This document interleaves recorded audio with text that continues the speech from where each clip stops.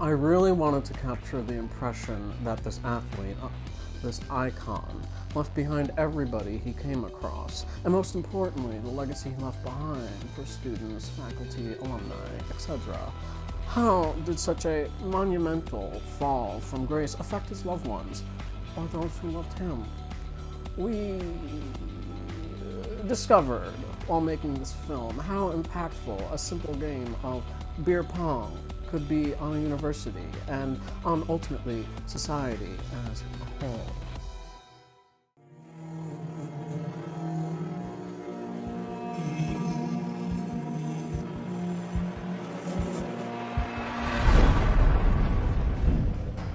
There are stars, then there are superstars, and then there was Bobby Balls. If there was a poster child for beer pong, it was Bobby Balls. Every once in a while, he would make a shot that would make you go, whoa. The ass kicked in a little early. There was no one else like him. He was incredible. He's the greatest athlete of the 21st century. I mean, there's not even an argument there. He's my favorite player to watch. This dude is the greatest shooter that I have ever seen. We are in the presence of greatness. He was the drunkest. He was the loudest. He was simply the best. Everyone loved Balls. Balls. Bobby Balls! All we saw was a man doing things that we had no idea were humanly possible. Then out of nowhere, he's gone. They don't tell you where to go when the party's over. They just tell you that it's over.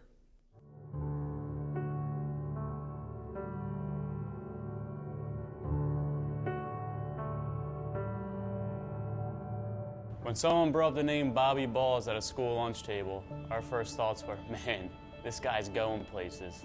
The guy could do almost anything with a beer pong ball.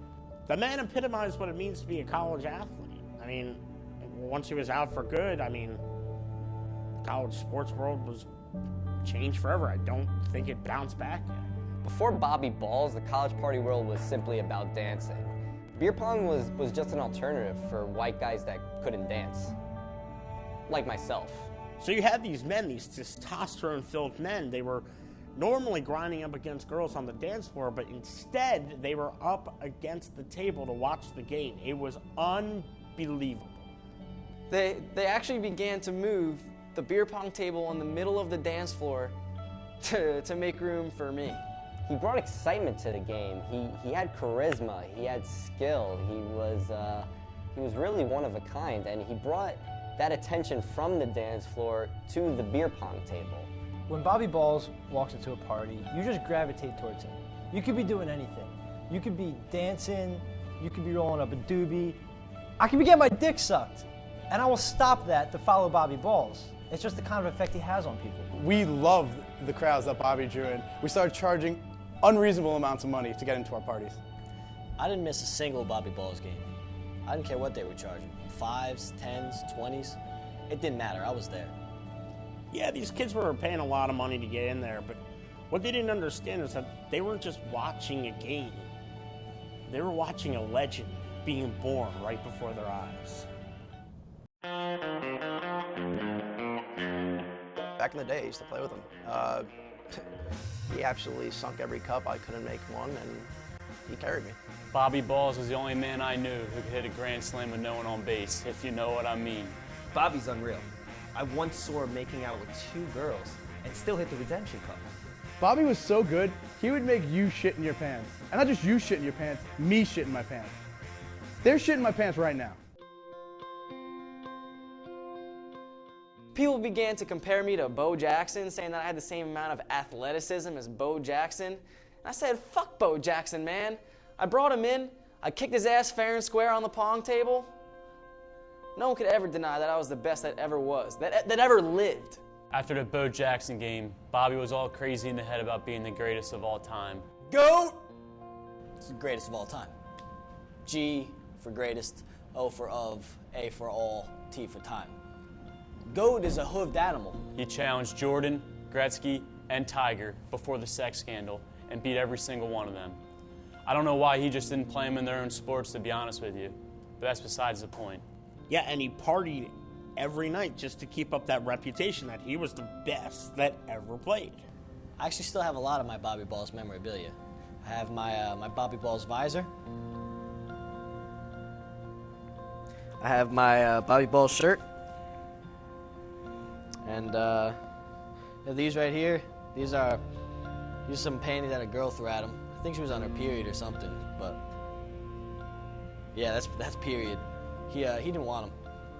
But this right here, this is actually the last cup that Bobby ever sank. And this is really like the only cup I drink out of. And this right here is just a really nice sweater. You know, it's got that fox on there, noble fox. Is that for your son? No, unfortunately, I don't have any kids yet. You know, I'm still looking for the one. But you know what they say? There's a lot of fish in the sea. So you're just looking for the right girl then? Well, you know, I get this may be a boy sweater more than anything, but you know, boy, girl, whatever one I see first that I like, I'm just gonna grab it.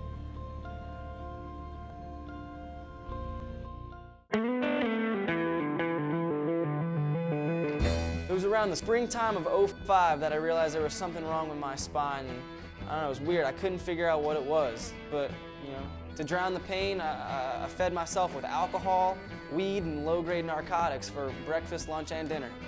But eventually it just became too much. Sometimes when a spinal cord receives an extraneous amount of stress in a very short period of time, it can cause numerous stress fractures that can form into contusions and be catastrophic to a beer pong player.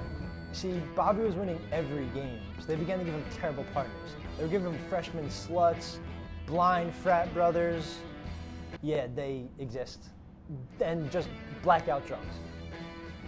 So Bobby had to make every shot. There was just a lot of weight on his shoulders. I mean, all these terrible players started coming in, and it forced Bobby to take over.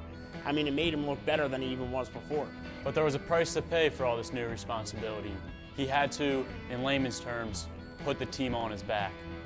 It started getting pretty difficult to get out to parties and watch him play. And, you know, it's not that I didn't like watching him play. You know, I loved watching him play. It's just, you know, my funds started getting low, and honestly, Bobby just started looking just physically and mentally worn. It was this big money game at an off-campus house party. It was Aaron Fasoto was trying to get a game against me, and Aaron's the type of guy where I've won hundreds of dollars off of his stank ass just running in his mouth all the time, and I don't know, I wasn't 100% that night. I should have picked a more solid partner. My competitive side got the best of me, and I had to prove that I could compete and win with anyone. Aaron chose my roommate. It was our freshman year, and he had actually just gotten home from being honorably discharged from the Army. He suffered an injury while he was over there. He has no arms. Now, the fact that I was playing with someone who had no arms didn't even faze me. What did faze me, though, was that big tits Tammy Thomas was in the crowd, and that girl was my kryptonite. Every day in class, she would say something like, "Oh man, I love a man who can handle his balls." And I would say, "Well, they call me Bobby Balls." And then she would say something like, "Oh, come back to my place," and you know, long story short, she was the only girl that hadn't seen me play. So basically, I hadn't banged her yet. So the pressure was on. Something seemed pretty off about Bobby that game. You know, even the guy without any arms made a shot before he did. The guy without any arms made a shot before the Bobby Balls made a shot. Now, of course, Aaron was starting a lot of shit with me once that armless Army asshole made a shot before me, and it started to get me a little pissed off. But then it was my turn, so I sunk 4 shots in a row. Goes back to Edward I got no hands. He shoots, misses, managed to get a rollback to land in his mouth, and since he can't do an around the back shot, it went to me. And now, I remember as I was going to take that last shot, I just heard something in my back pop. It was a pop heard around the world. Everyone could see the pain on his face as he released the shot. But no one thought for a second that this would be the end of his playing career. At the time, it was an amazing end to a game. I mean, everybody saw Bobby hit that behind-the-back shot while getting hurt to seal the deal against one of his biggest rivals. I've seen a lot of shit in my day. War, death, my wife leaving me for my 2-armed best friend. Piece of shit.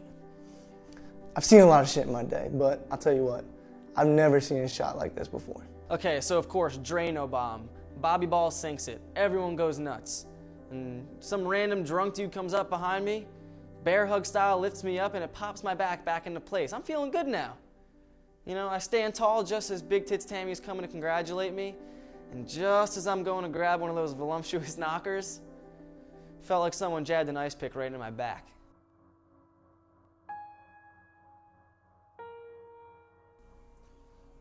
The pain on a scale from 1 to 10 was about a 25. I immediately knew something was wrong. So I ran over to him, I'm holding him, and he just goes, Timmy. Like, he said my name. So I kissed him on the forehead and I just said, don't you worry, Bobby. These balls will rise again. Timmy knows so. Timmy knows. Now, what I said before I was knocked out was titties. I wanted a taste of some Tammy's titties. I had no idea who that weirdo was. You know what? I hope to God you're fucking with me right now, because I know for a fact that no man has ever put his lips on Bobby balls. Never, nah.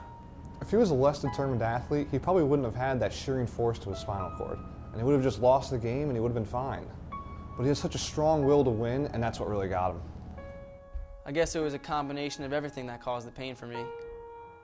The fact that I knew my professional career was over, the actual pain in my back, and knowing that I would never get to touch Big Tit Tammy's tremendous titties. I mean, like, why couldn't you have just given me that? You didn't get to grab her tits, Bobby. Welcome to my world.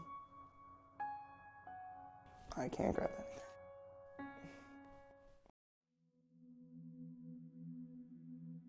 Absolute devastation when the news of Bobby's injury got out to the student body.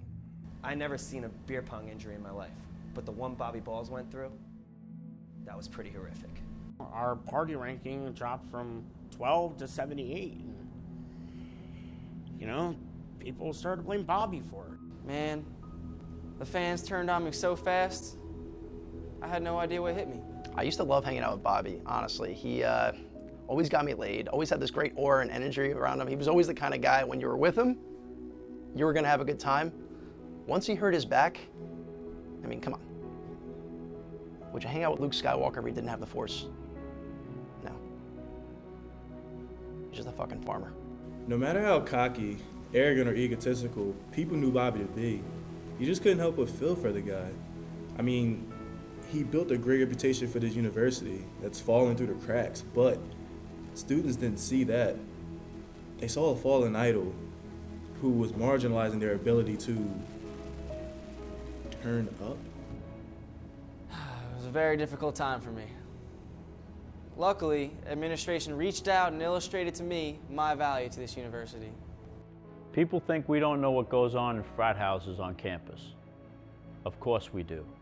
This is how we attract students. We have one person to thank, Bobby Balls. We want to thank Bobby so much that we've created the Bobby Balls Ribbon of Achievement Award. And this is our way to thank Bobby Balls. They gave me this honorary ribbon with 2 beer pong balls at the bottom of it. They said they give it to any key contributors to the excellence to this university. The award was great for Bobby, but there was nothing left for us, the fans. I mean, yeah, party started up again eventually, and there were a few hot shots thinking they'd be the next Bobby Balls, but none of them kept my attention for more than a week or two.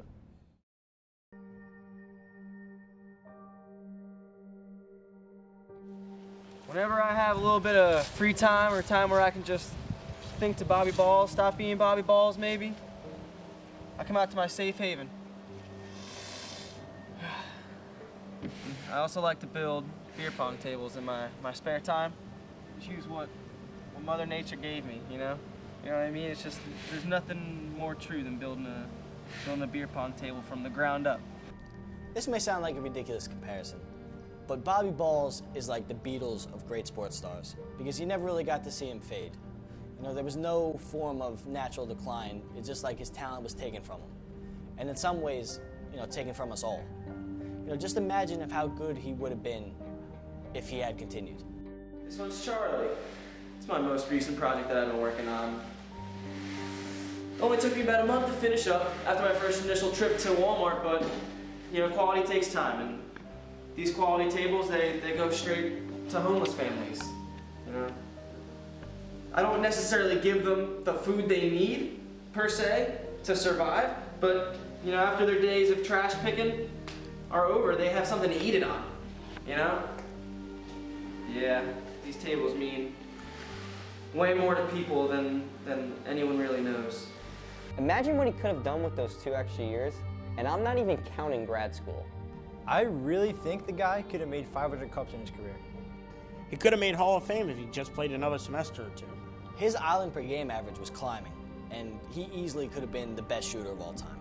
I mean, the problem with this whole Bobby Ball's legacy is that his time was so brief. So all you're left with is just a few fleeting moments of what could have been, which can easily be confused with LSD flashbacks. And then you start to question yourself, did it really happen? Did he really happen? Everybody always asks, will I go back and do it all again? No. You see, Bobby Balls dances to the beat of his own Pro Tools dubstep mix. Nobody else's. So you said you want your gravestone to read, Here Lies a Ball Player. And that's all it should have to say. Here lies a ball player who gave more than he ever received, who was dope, and got laid a lot, and definitely wasn't no 3-beer queer. But most importantly, just a boy who loves his mama. And that's all it should say. That's all it has to say.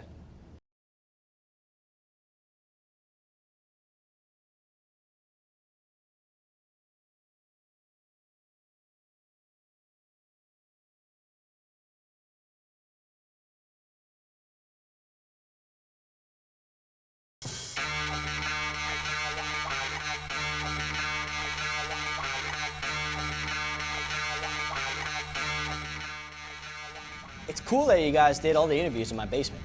You know, I thought you guys needed a whole studio or something like that to film, but you know, it's cool that you just did it here.